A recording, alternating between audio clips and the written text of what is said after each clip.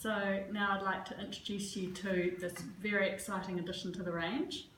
This is the Noble edition made from Gewürztraminer, and this wine style is a complete gamble to make. It only happens in very exceptional seasonal conditions.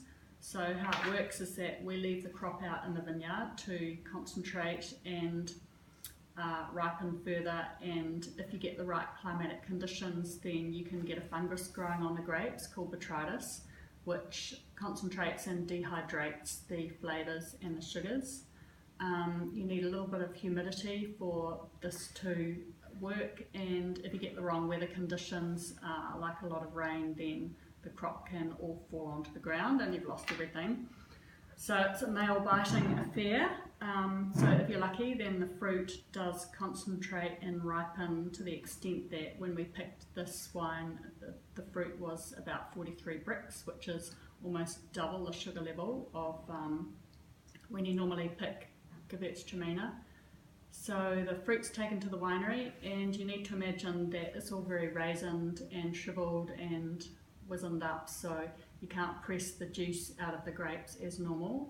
So what I did, we took the hand-picked bins and I stomped all the fruit by foot in the evening and left it overnight for the juice to seep out of the berries enough that the next day we could put it in the press and extract some juice.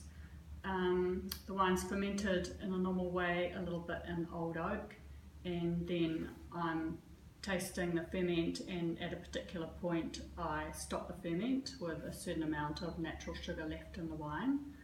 So this can either be a lovely addition to a savoury sort of start to the meal.